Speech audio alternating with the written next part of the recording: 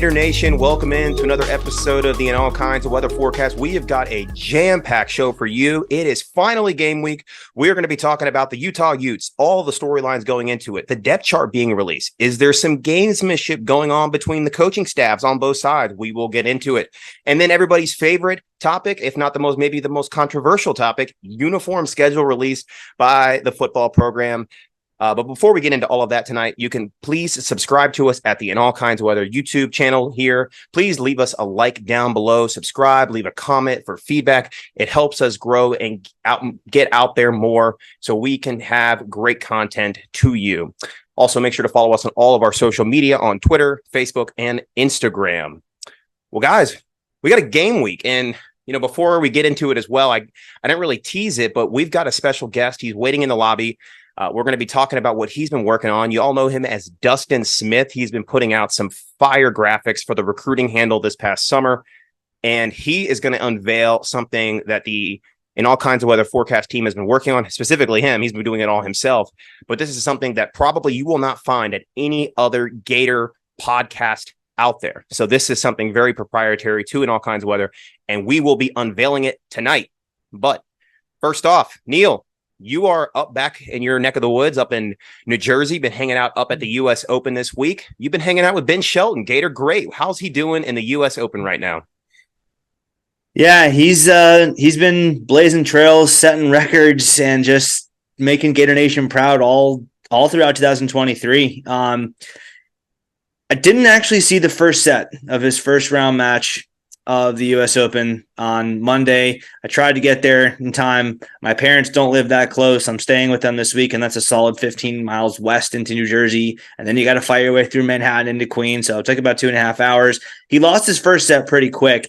I got there, and I'm just reporting facts here. I'm not claiming any credit for this. I'm just reporting the facts here. I got there. He saw me. He knows who I am. We've met before. We've messaged several times before. He saw me. He gave me a little nod.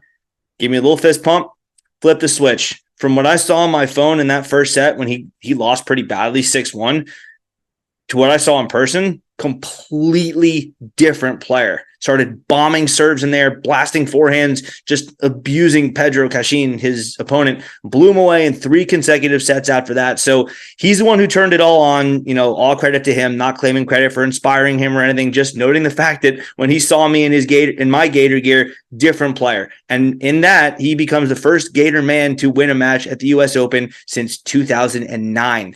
Is Jesse Levine. That's a long time ago. And Ben Shelton's journey has just gotten started. He should be a senior in college right now. Instead, at that age, he has already gotten himself into the top 50 in the world.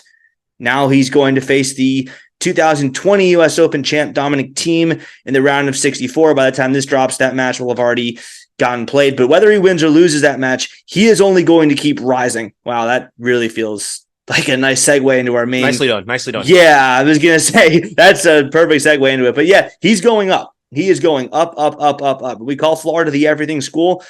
And until a few years ago, tennis wasn't really doing its part there. No national championships. They had some nice players here and there, but Gator men's tennis was not really a part of that. Now, a few years later, it is a new sport on the rise. They've gotten their first national champion, and they've got a pro we can all be proud of. So Gator Nation football is the focus this week because it's game week. We've waited all off season for it. While we're not watching Gator football, while we need something else to do, I encourage you all to keep showing Ben Shelton your support as he keeps climbing up the ranks in his sport. He is a Gator. He is a proud Gator. He is a Gainesville native, and he is doing his part to cement that everything school status for the Florida Gators.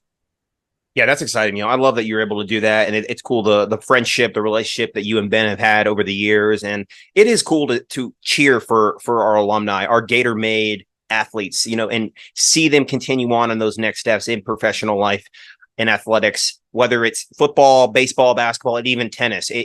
Everybody's a Gator. Once a Gator, always a Gator. That is so cool that you're able to do that. So please make sure you all tune in to the U.S. Open as it goes on. And Neil, his next match is tomorrow. We don't know the time yet. The times are never really announced until late the night before the first match. We're recording this before that. But at some point on Wednesday, he will be playing Dominic Thiem. You can just Google his name, Ben Shelton, Dominic Thiem, start time. You'll get it then by the time this is out. So It's an exciting matchup. He is going to be facing, again, like I said a minute ago, a former U.S. Open champion. That's always something cool for, especially someone so young like Ben Shelton with so much ahead of him. Maybe you will get a little bit of the bright-eyedness, like, wow, I'm facing a former U.S. Open champ out there.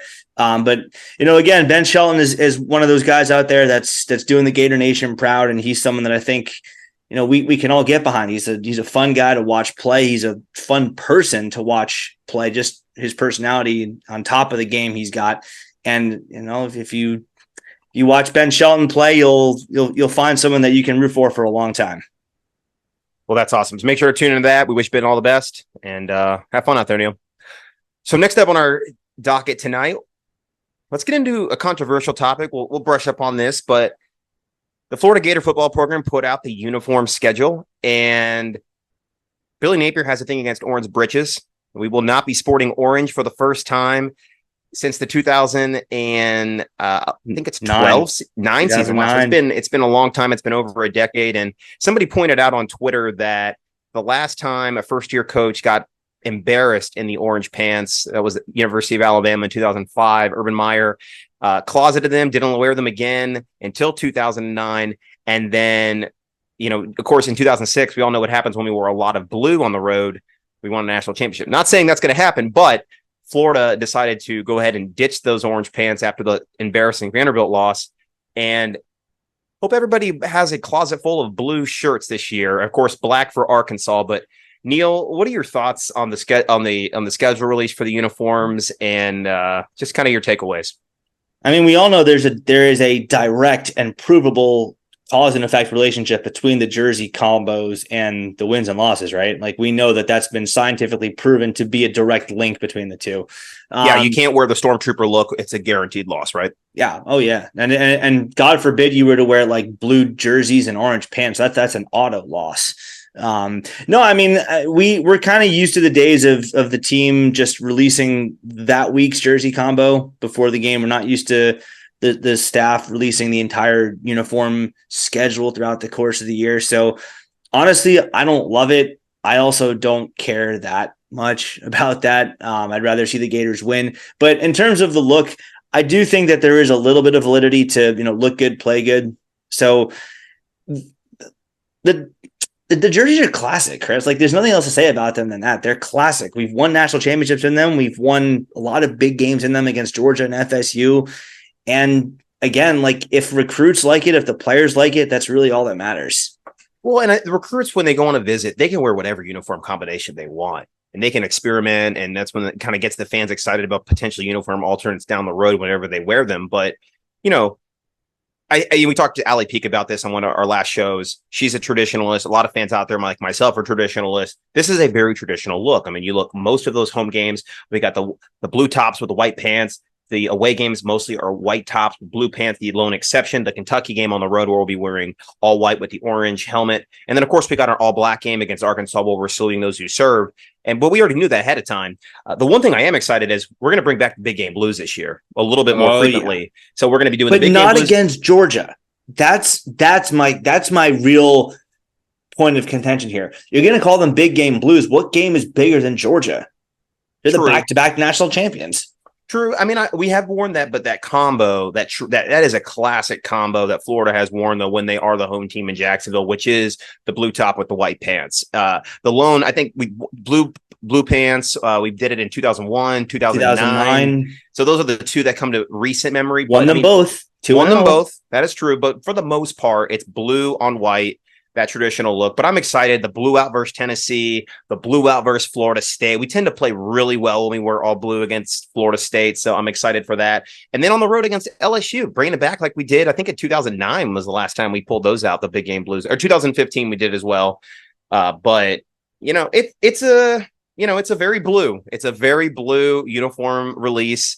It is cool to see though the graphics hat tip to Gators unis on Twitter. He puts out some great graphics kind of showcasing it, put out a uniform schedule with all the combos in one graphic for you to look at. So definitely encourage fans to go check that out. But I'm excited. Just seeing that and kind of being able to plan ahead what you wear for each game is kind of nice. And I will notice every single game aside from Arkansas, we're wearing orange helmets. So it's not like we can say, well, there's no orange in there. Our colors are orange and blue. Where's the orange? We were wearing orange helmets for 11 of the 12 games. Yeah. That orange helmet is just a staple, right? Like the Alabama helmet with the number on it, that's a staple. The white helmet for Penn State, the golden dome for Notre Dame, that orange helmet with the blue Gator script, that is our staple. And we're going to stick with it. If it ain't broke, don't fix it. And it looks like Florida's going to be staying tried and true with that. So that's all with uniforms. We're going to get in now to talking about the depth chart that just got released. And Neil, for both teams, I think it's safe to say there's a little bit of gamesmanship going on between the two coaching staffs here. Utah put out their depth chart ahead of the game. They both listed Brent Keithy and Cam Rising as starters for this game, both recovering from ACLs. Cam Rising still not even within 8 months of his ACL tear. He's been very quiet with the media. Before, he was basically saying, yes, he's going to be ready by the time the game goes on. And as it's gotten closer, he kind of has just gone into zero dark 30 mode on it. Hasn't said anything, isn't giving any pointers to the media. Cam Rising spoke to the media yesterday, didn't give anything more in length to say other than that he feels he's getting ready to go for it. But there definitely is some gamesmanship here. And I think Utah is probably, if I had to guess, and based on what some of their media is saying, it's a 50-50 proposition that he goes and that, how healthy really is he 8 months in? And then, of course, Keithy, tight end for Utah, who would be last year was a complete mismatch nightmare for the Gators. I would say probably would be again this year, even though our defense is much improved. What do you make of that kind of dynamic with the coaching staff in Utah and what they're trying to play there? I mean, it's very difficult. The first thing I'm going to say is I'm not in Salt Lake City. I'm not in the state of Utah. I don't have inside access to the Utah football program. I'm not going to claim to know more than anyone else out there about the health of Cam Rising. What I'm going to say, though, is if the reality, meaning the facts and the truth that the doctors and the orthopedic surgeons and the health professionals out there who are monitoring this situation have to offer is he is not healthy. If that's the case, and he plays and he gets hurt again, that to me is something that should cost Kyle Whittingham his job. That would be unconscionable. That would be something that's worth firing him for cause. That is so recklessly dangerous. Again, if it turns out he is healthy, if the reality say he is going to be cleared to play and he goes out there and he's just not fully healthy, okay, different story. But the idea that Utah could be forcing him out there because this is a big game to me is nonsense. And yes, to Utah or Georgia or FSU or Tennessee fans who want to go, well, if the situation were reversed, you'd want Mertz to play. No, I wouldn't, because it just doesn't matter that much. ACLs of all injuries are not something you screw around with. There is a study that I found from the New York Knee and Shoulder Clinic. A licensed orthopedic surgeon named William Shell said, if you go out there and you tear your ACL and you come back before you are fully ready to play, you are 7 times more likely to cause catastrophic and permanent damage to your knee. So I don't know what the situation is out there. I'm just saying that Cam Rising is almost certainly not going to be 100%. And I would be really, really cautious about putting him back on the field at all if I were Kyle Whittingham. Now, that said, Brant Keithy is a little bit more of a legitimate question because he tore his ACL in September. Rising's ACL tear was in the Rose Bowl in January in this calendar year. So Rising is about 7.5 months off of surgery. It's almost been a full year for Keithy. So that's a little bit different. But which really begs the question, like, how is Rising ready for this game? Because if Keithy is hardly ready now, and we're almost a year removed from that, how is Rising ready to play a game? He tore his ACL off the day after New Year's this year.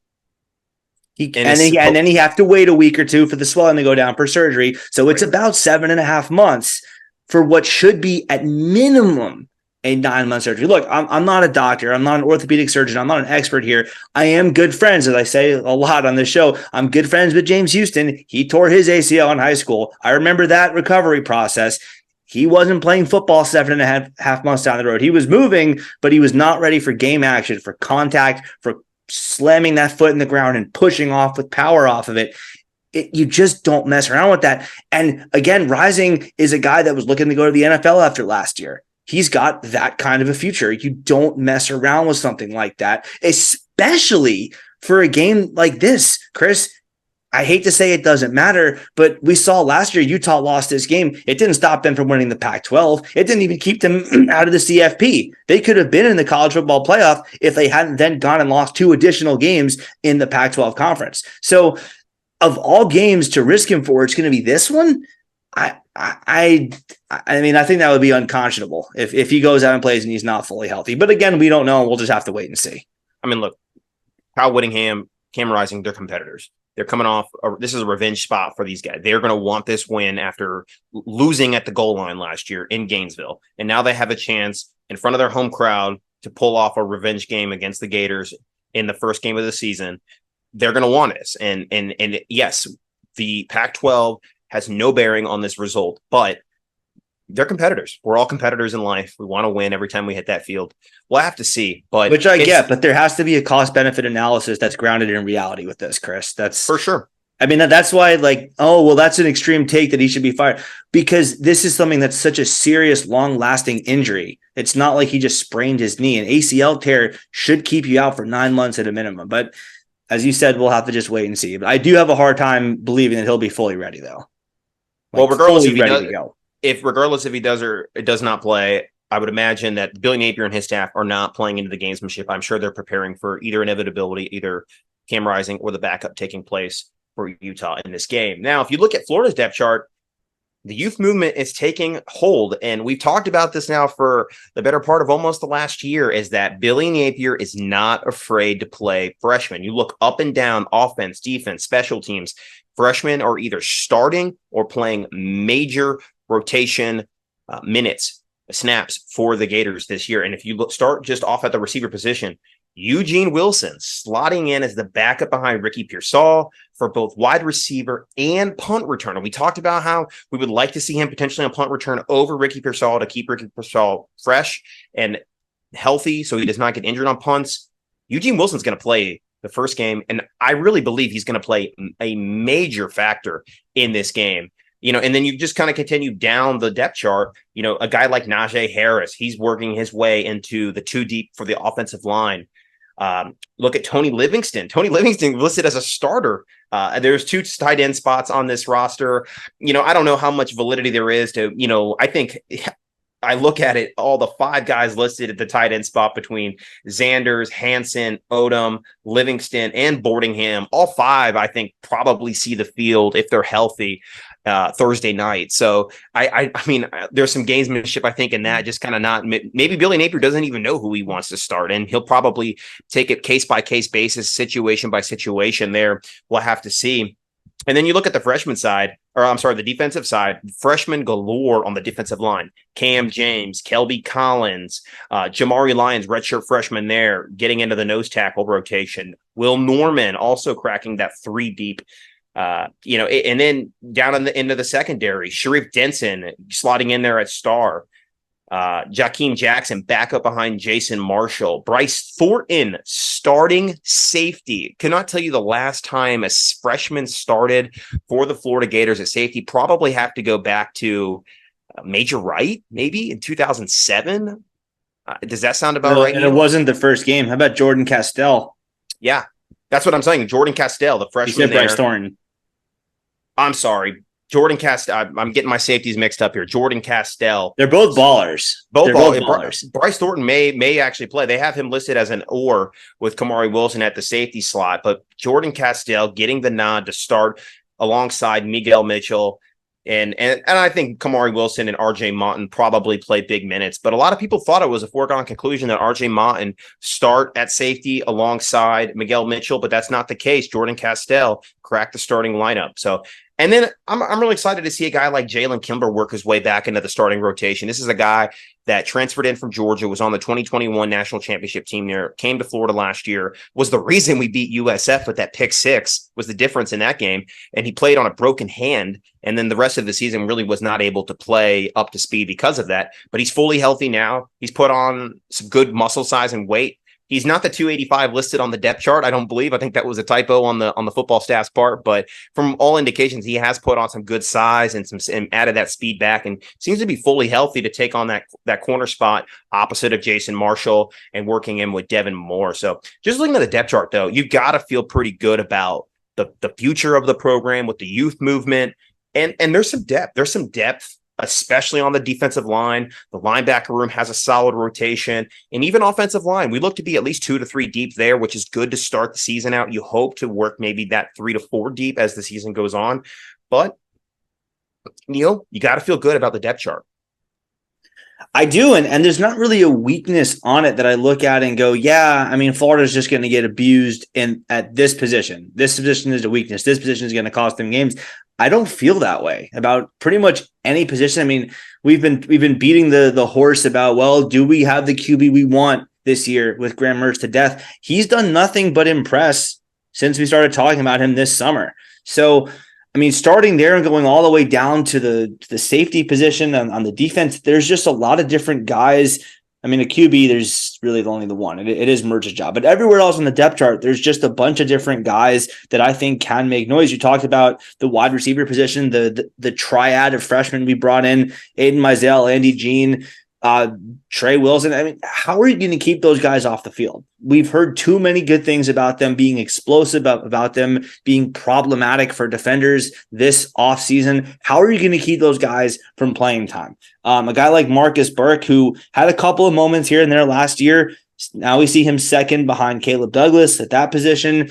The offensive line, I feel good about too. I mean, Kingsley, we don't know about his health. That was one of Florida's question marks, injury-wise, also him and Chris McClellan. But, I mean, Florida's offensive line looks to be a lot bigger. You want to just talk about pure muscle mass. Micah Meskua, we think, is going to be healthy, or at least healthy enough to go out there. Damian George, Alabama transfer. You got to like that upgrade on the offensive line. And we say upgrade there.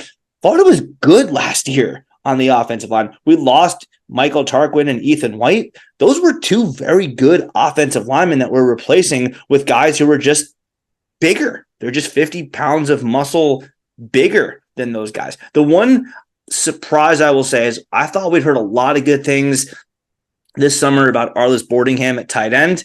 We did not see that really translate onto the depth chart. We see him at the third string spot on one of the two tight end spots there. Dante Sanders, Tony Livingston are going to be the starters there. Jonathan Odom and Hayden Hansen are going to be the backups there.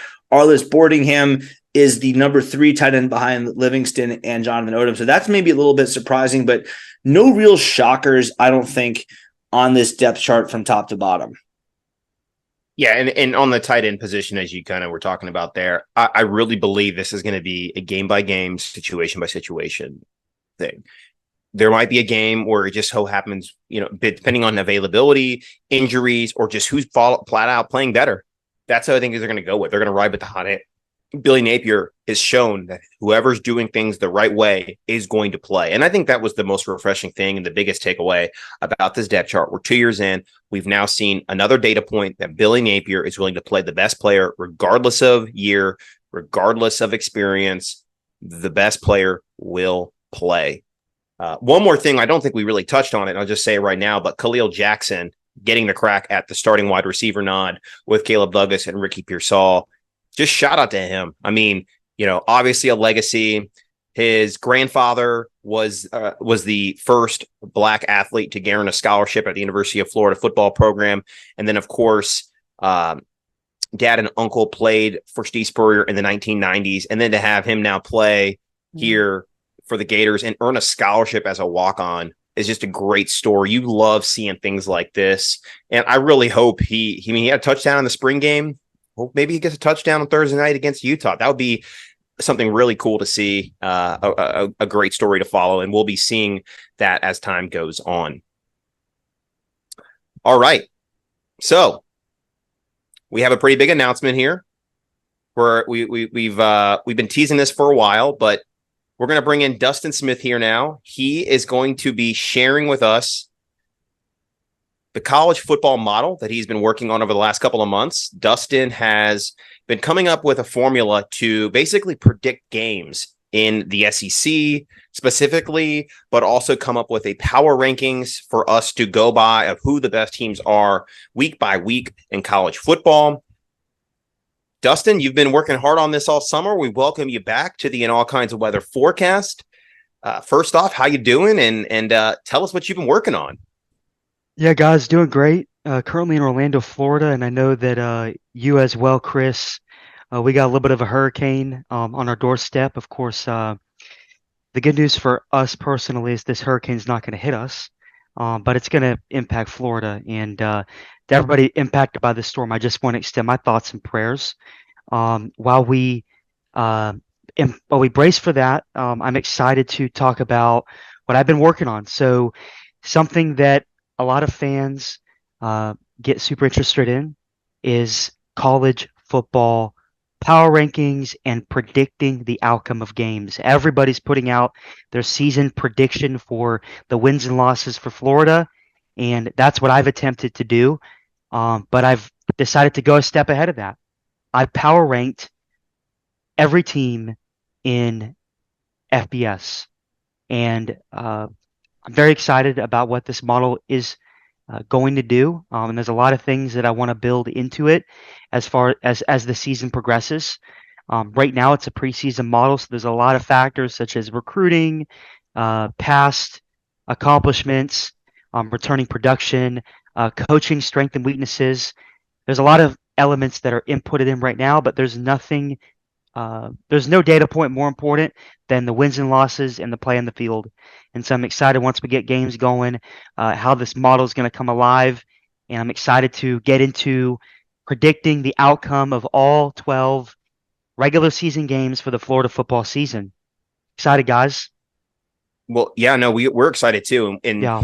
we've been talking about this privately amongst the three of us now for the better part of probably the last 8 months. Toward the end of last season, we said, how cool would it be if we could be one of the only Gator podcasts in all of Gator Nation that has a weekly power ranking similar to the Pate State power rankings, ESPN FPI, whatever power ranking systems out there, but it be proprietary to In All Kinds of Weather, something that Dustin, you came up with in your formula. And we could showcase this and give it to the fans so they could at least, have a good idea of where the Gators stand amongst the rest of college football and what also it means for their season. So, kind of touch on what, your passion about this, Dustin, why you love it, why you wanted to do it, and what you hope to really accomplish with it. Well, you have to start somewhere, but my goal is to create a model that we can really even within the game, as the game is happening, we can adjust different elements, different stats, and we can make predictions about the outcome of the game, even within the game. Now, something that Neil brought to my attention, I thought it was a brilliant idea. What if we could look in the game at what would happen if there's a fumble by the opponent, or what would happen if a running back that usually runs for 2 yards per carry, they run for 7 yards per carry. That all changes the advanced stats. And by adjusting those advanced stats in the game, you can make a prediction about the outcome of that game. Football is a game of runs and explosive plays. So I really want to capture what that means. The teams that are having explosive plays are the teams that generally win the game. I know for those of you that remember me in the last year on the podcast, I played quarterback in high school. The most important thing that my head football coach drilled in me is explosive plays and turnovers. Have more explosive plays than the opponent and don't turn over the ball. If you do that, you're going to win. And that's a big part of what I look for in this model. And I'm excited about modeling that and modeling a lot of other things to come as it relates to Gator football. So you got into kind of a little bit about there, how the model's made, the factors that go into it. Can you give the fans a 35,000 foot view, everything that goes into this model right now? And since some of the tweaks, it's still a work in progress, some of the tweaks that you're currently working on. Absolutely. So as you can only imagine, there's so many data points that go into producing a model. And I want to make sure that all those data points are not only accurate, but represent what they should represent. What I mean by that, we have stats, but there's a little bit of a secret sauce. Every stat, every item, every data point is weighed in terms of my expected value for that particular data point. That's what makes a model proprietary. It's not just a direct output of advanced stats. On top of that, you can't just take an aggregate of, expected points for a team and use that to predict the score of a football game. You have to adjust those stats based on strength of schedule. So obviously, we haven't played the game yet. So it's really hard to truly evaluate the strength of schedule until games start to be played. And obviously you can kind of do it with your preseason power rating. You can kind of create a strength of schedule, but it's not true unless there's actually wins and losses taking place. I'm excited about what that's going to look like. Also, I'm excited about testing my model for predicting the percentage chance that a team will win. Right now, I'm specifically focused on a power ranking and predicting the scores of Florida football games. Hopefully, this will extend to picking other games, like the top 10 games of the week that we assign. We can get in there and chop it up, talking about Ohio State versus Michigan or Alabama versus LSU. Those are big games that I'm sure y'all fans want to know what the model is saying. It's going to be exciting, just like the JP poll that Josh Pate does. We want to be right up there and aspire to have that type of excitement and poll. Yeah, I mean, it's obvious you put a ton of work into this. For those who may not know, Dustin graduated from UF in 2017 with a degree in aerospace engineering. He is literally a rocket scientist. Could not think of someone more qualified to oversee this project, and we're super excited to finally see this project come to fruition. We've got a lot more to talk about with this model, plus Florida, Utah.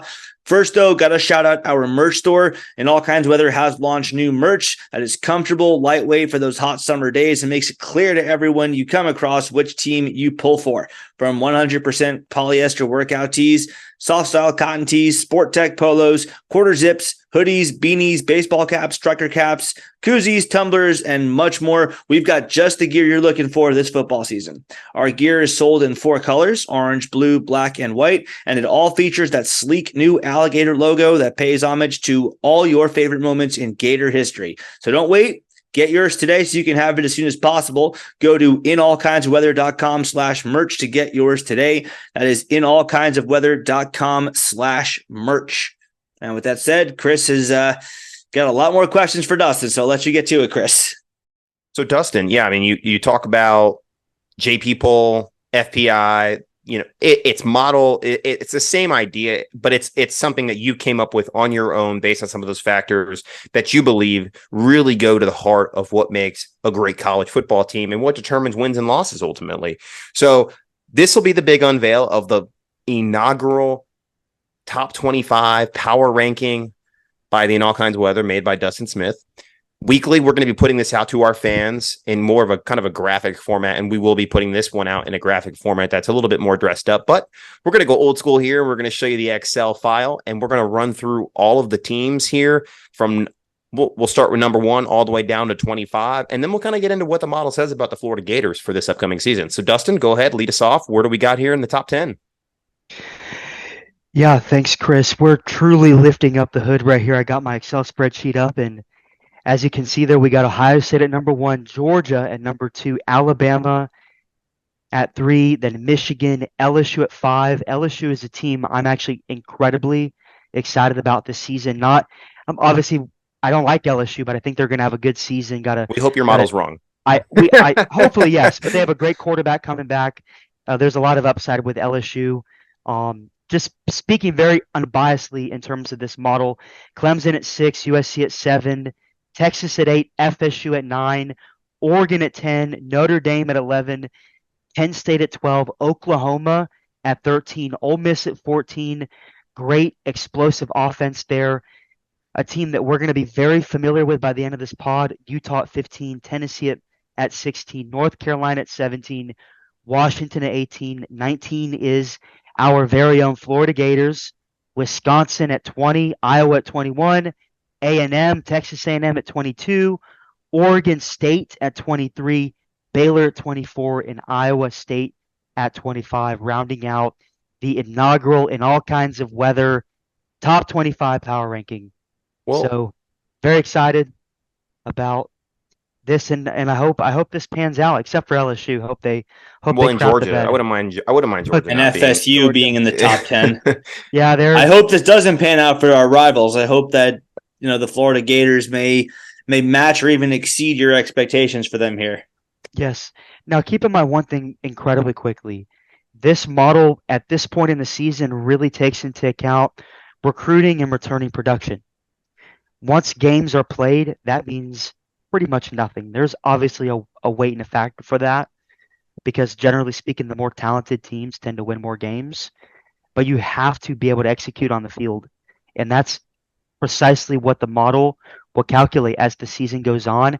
How good can this team execute against the average college football team? So, do you guys want to?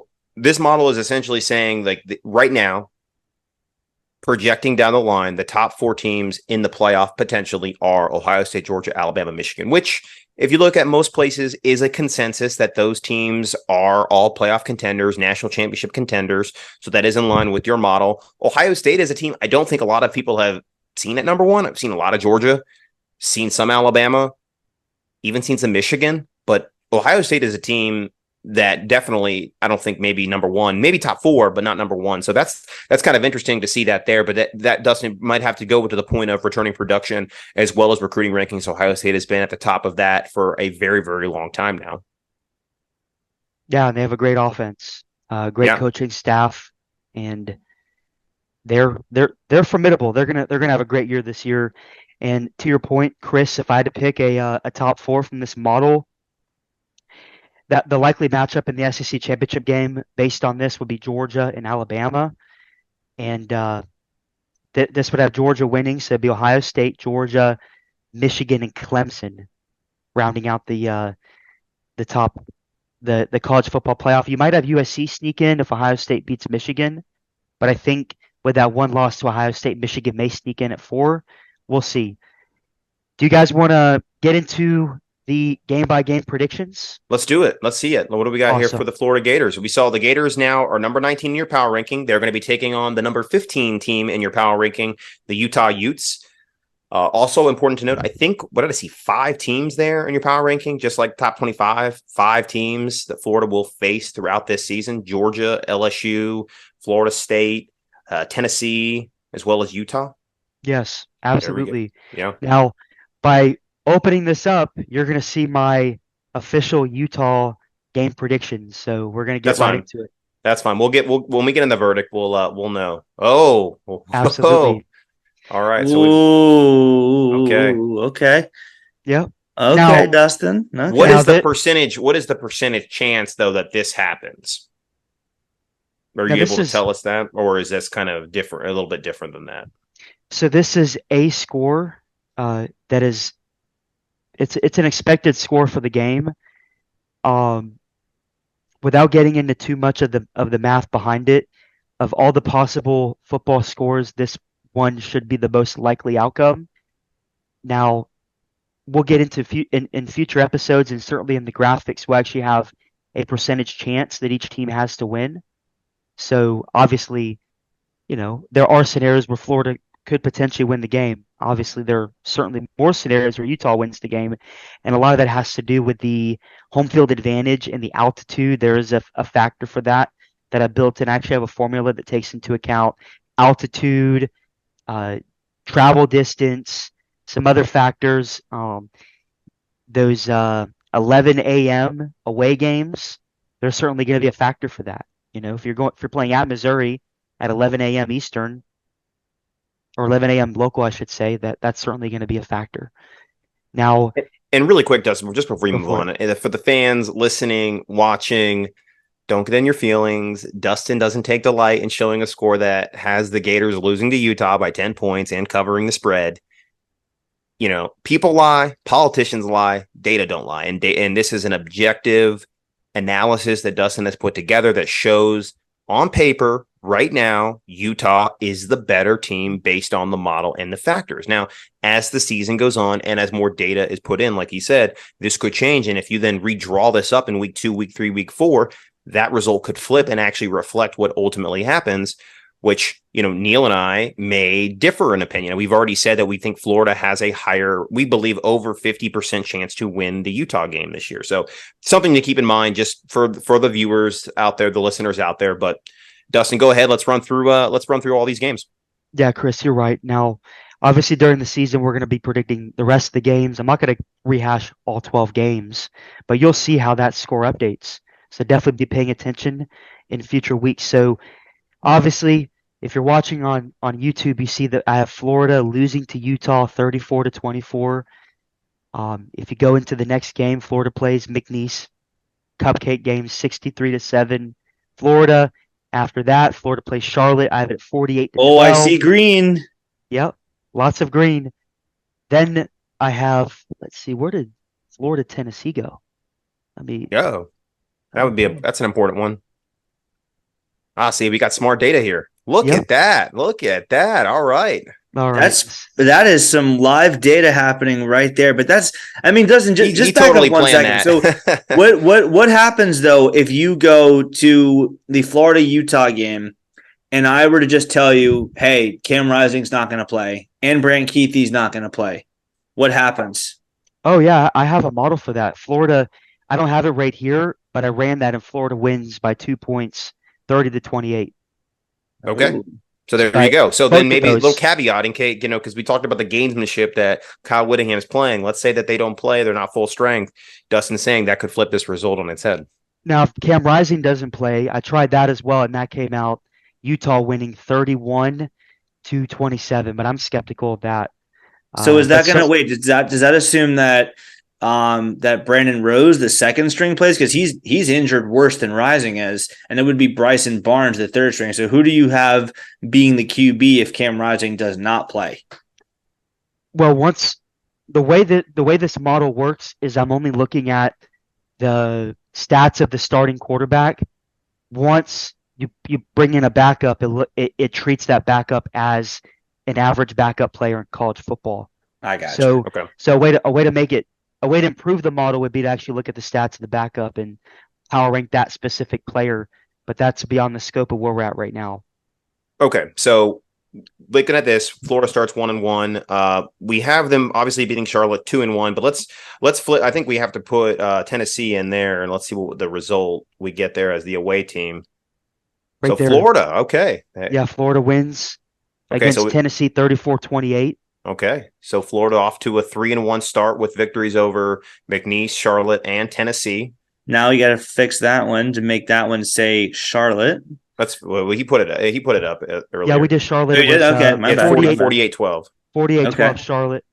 And then this is Florida at Kentucky, and I have Florida winning 28-24. Okay. And you can even see some of the math happening right here. So this is the difference in the power rankings. Vanderbilt versus Florida, 45-14 Florida. And then for the Florida-South Carolina game at South Carolina, you have Florida winning 31-29, a super close game. There's a lot of factors at play. That's nearly a 50-50 game. I don't think it gets any closer than that. And two-point victory. Real quick, Dustin, before we go any forward, and this just jogged my memory. So Tennessee, you have Florida beating them 34-28. Obviously, Tennessee is higher than Florida in the power ranking, but Florida's playing at home, and it is a night game. So those definitely factor into that 6-point upset for Florida in that situation of the power ranking. Because if you were to flip it, Tennessee's the home team, Florida's the away team, that would flip the result then, correct? Yes, I have a proprietary calculation for home field advantage. And under the circumstances of it being a rivalry game at night in the swamp, more than likely 90,000 fans, Florida is actually adds 8 points to their power ranking by being in that environment. At a neutral site, Florida would be expected to lose by 2 points to Tennessee. And then lose by 4. I think it was like 33-29, something like that, if Tennessee is the home team. If Tennessee's the home team, then Tennessee would actually have in the same environment, they'd be a 7 or I think they'd actually be an 8 as well because obviously Neyland is massive. Okay. Gotcha. We wanted to clarify just because Yeah, that's one of the first upsets we've seen with the model. So, all right. So absolutely. 6-1 going into the Georgia game. Good start. I think a lot of Gator fans would take that. I think that's something that some of us actually predicted on some of our season preview shows. So now we get to Georgia and let's see what we got there in the cocktail party. Yep. It's Not Not a as bad as I thought. not a blowout. no, not at all. Now there is a couple factors that are at play at this. Georgia has an unproven starting quarterback. Certainly, if their starting quarterback continues to improve and does what Stetson Bennett did last year and the year before, then this would change everything. Georgia could end up beating us by 30 points if their quarterback turns out to be a Heisman winner. Of course, I'm talking about Carson Beck. So, but right now, assuming that Georgia's starting quarterback, Carson Beck, plays like the average first-time starting quarterback of his recruiting caliber, this is what the outcome is expected to be. Okay. So 6-2 rolling into Arkansas. Now, this is the all-black game, another game that is expected to be a sellout crowd for the University of Florida. Florida would have about a 7 or 8 point home field advantage based on my math. Could certainly be wrong on that. I definitely want to adjust that if necessary, but I have Florida winning 37-24.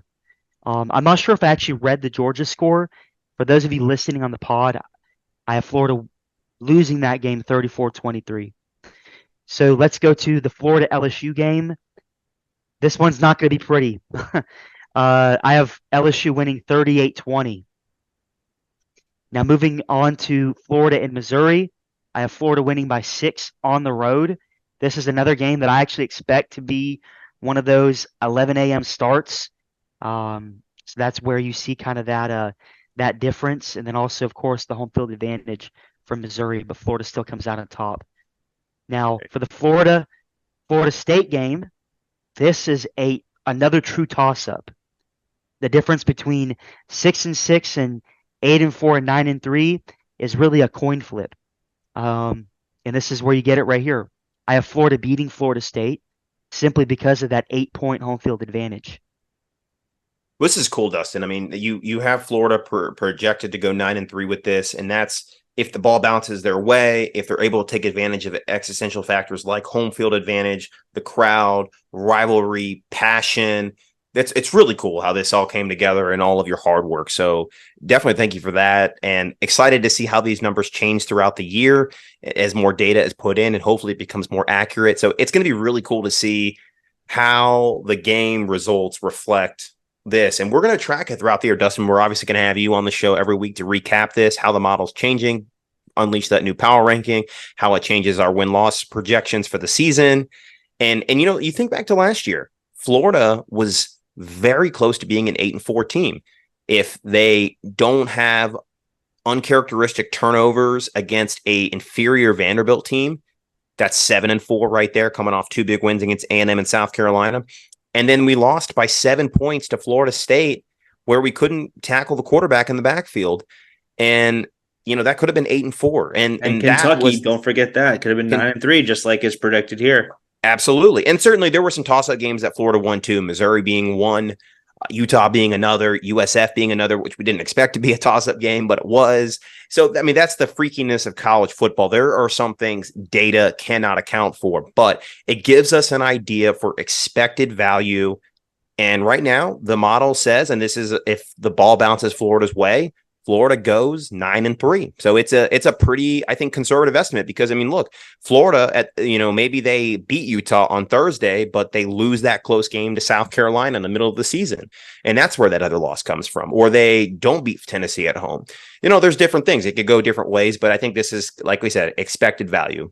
And like Dustin said a minute ago, if you were to tweak this and give him the piece of information that says no Brand Keithy, no Cam Rising, the model does have Florida winning this game. So potentially, you're looking at 10-2. Chris, Billy Napier would be revered as a deity in Gainesville if that came to pass in year 2. Most definitely. Now, real quick, something I want to caution. if you had this model actually predicts Florida to win 7.9 games and lose 4.1 games. And how's that calculated? That's calculated by looking at the percentage chance for every outcome.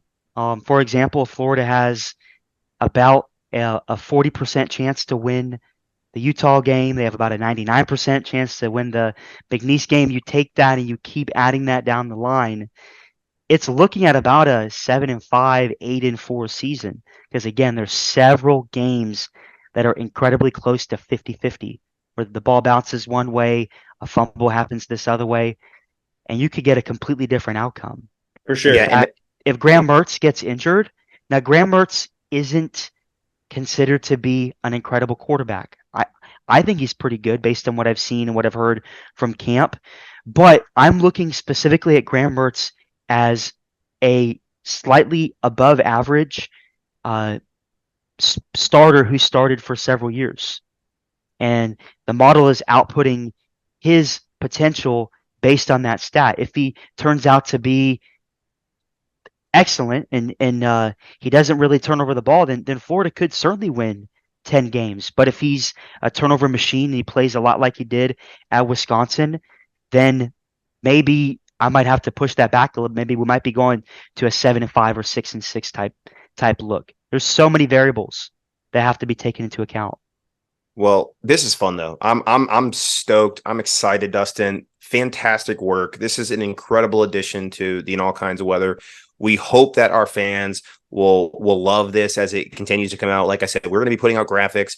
We're going to be showing this data as the season goes along and tracking it. So we're going to track from right now to the end of the season and see how far off we were or Dustin was in those predictions in the model. But I'm excited to see where this goes. And now it's time to break down quickly that Utah game. Dustin, we're going to start with you. First off, are you going to stick with this as your score prediction, your prediction for the game, and then give us a percentage chance and a key to the game? Yeah, guys, the rule that I have for this season is unless the model is showing me something that makes absolutely no sense, I really need to go with the model. I got to stand by it, and I'm going to stand by it. According to the depth chart, it looks like Cam Rising is going to play. Now, that might be highly suspect, but assuming that is the case, I'm going to go with the score, Utah 34, Florida 24. I think it's going to be really close. I think Florida's going to have some big plays early on, but that fourth quarter is going to be the difference where Utah pulls away and wins by 10 points. As far as a percentage chance, I'm going to go ahead and give Florida a 40% chance to win. And then my key to the game is the quarterback situation. If Graham Mertz comes on the field and plays somewhat close to what we saw, I hate to throw such an example, but the example that's coming to mind based on his tape, if he plays like a Kyle Trask, then we may be in for a surprising season. If he can really execute the play action pass, get the ball to several different receivers, his tight ends, if we can run the ball effectively, if we have a great running game and complement that with no turnovers or minimal turnovers in the passing game, I think that we'll have a great season. And for this football game, I think we have a shot. Yeah, All right, Neil. I think everyone agrees Florida has a shot. I think it just comes down to who makes the plays in the end.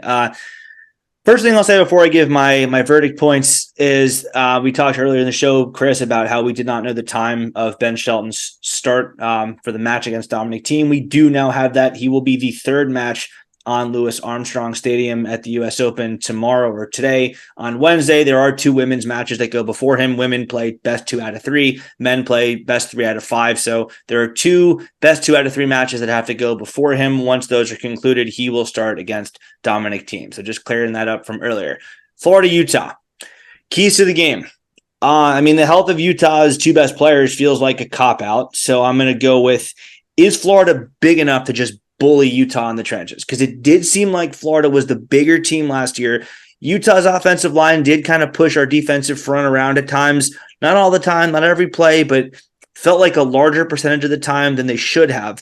So can Florida control the lines of scrimmage? Because we've talked all off season about, Ethan White, Michael Tarquin, very good offensive linemen. We replaced them with guys who were simply 50 pounds of muscle mass bigger. Can the Florida offensive line dominate the trenches? Can the Florida defensive line with Cam Jackson and some of those freshmen and Caleb Banks dominate the Utah offensive line the way we really didn't last year? So that's my key. As for my percent chance, that just varies so greatly depending on what the reality is with Brant Kuithe and Cam Rising's health. I'm going to go with both of them play at 50% capacity. That's going to be what I base this off of. If it turns out that they're more healthy than that, or if it turns out that neither of them play at all, this changes. Going on the medium here, the 50% health of Rising and Kuithe, I'm going to say Florida has a 67% chance to win. So about a 2 out of 3 proposition. Florida wins the game 2 out of 3 times. It's just that's just the reality of what happens when Cam Rising doesn't have that running threat that he had a year ago that almost beat us with that long run down the sideline late in that game. We're saving our score predictions for one final go around, Chris, I think. So I'll let you go ahead. No, you could go ahead. You can go ahead and give it, and then I'll give mine. Okay, sure. We can do that way too. First preview show of the season, so we're still a little rusty on that end. But score prediction. I have got Florida winning 37-27. I think that Utah will have some moments in the game that scare us. I think they might lead at halftime or late in the game, but again, they don't have a proven quarterback who can beat us with both his legs and his arm the way they did last year. If Rising does play, he is healthy. He will almost certainly not be that running threat he was a year ago. If it's not him, if it is Bryson Barnes, then you're looking at a guy that does have some experience, but he's just not as experienced as Rising. So I think Florida will take control of the game one way or another late in the fourth quarter and run away with it in the final few minutes. All right. So my keys to the game: third down defense. This is going to be, I believe, sure. I believe this is going to be a padlock stack this season. We're going to track it. If Florida can hold third down defense to under 35%, we'll win all those games. 35%. Remember that. First episode of the season, 35%. We hold it under that, we win the game. Chris, so, I love that. Padlock stats. We're bringing it back, Dustin. We're bringing it back. Padlock stack this year, 35% or less defensive third downs, get off the field, okay? We've had some real doozies over the last couple of years, some over 50%. We're hoping to get that done. So I know that's a pretty big delta to improve on, but I believe this defense has the ability to do it, led under Austin Armstrong. Listen, Florida has been much maligned in the media. There have been some outlandish takes where they have Florida going only 3-9. I think that is absolutely crazy. And I'm just going to let everybody know out there, we have the receipts for when it doesn't happen. And when we far exceed those expectations, we'll have a show here where we gloat a little bit about it. But Florida's not going 3-9 this season. They may go 6-6, as Dustin said. The ball could bounce a certain way. We go 6-6. It could happen. But Florida's not going 3-9. And the biggest thing that I'm looking for this season is how this team's culture and focus has shifted from year one to year two. Over 70% of this roster now are Billy Napier transfers and recruits. The vast majority are in the rotation now from the depth chart that was released yesterday. If Florida's defense can improve on that third down conversions and Graham Mertz plays a little bit better, he had that new rebirth. It's a renaissance opportunity for Graham Mertz here at the University of Florida. Florida will win and far exceed their expectations. I wrote the score down just in case because Neil and I were close a couple times last year. It says 24-20 Florida. I'm going to predict 24-20. Gators get it done on the road. Defensive game. I think Utah might actually get a little bit off to a fast start in this game. And then it's a defensive slugfest in the second half. And Florida gets the stops necessary. I think this is a game that's very reminiscent of the 2012 Texas A&M game for Will Muschamp, or the 2006 game versus Tennessee for Urban Meyer. Close road game. You got to grind it out, overcome some adversarial moments, but the Gators get it done on the road versus Utah, take game one, and we'll see how Dustin's model updates from that. We will see. That's the key for everything. And the last thing I'm going to say before we call this a show, I got to point out that on that depth chart we saw, and I can't believe I forgot this earlier, but better late than never. In fact, it may be better to close the show this way. Chris, a lot of the guys that starred in my culture piece that I worked on while Dustin was working on this model for the better part of 6 months, a lot of guys in the starting lineup, a lot of those guys are getting big time playing this year, big time playing time this year. Caleb, I mean, we knew Ricky Pearsall, we knew Trevor Etienne. Those are two of the bigger names that were in the piece, but Caleb Douglas earned himself a starting spot. Austin Barber grabbed the starting spot and kind of held on to it, but Miguel Mitchell, he was a real star of that piece with him going up to an upperclassman and saying, yo, you got to get more effort than that. We know you can do better than that. He's got a starting spot. A lot of guys doing things the right way this offseason for the Florida Gators are being rewarded for it with playing time. Can't wait to see that play out in the field. Yep.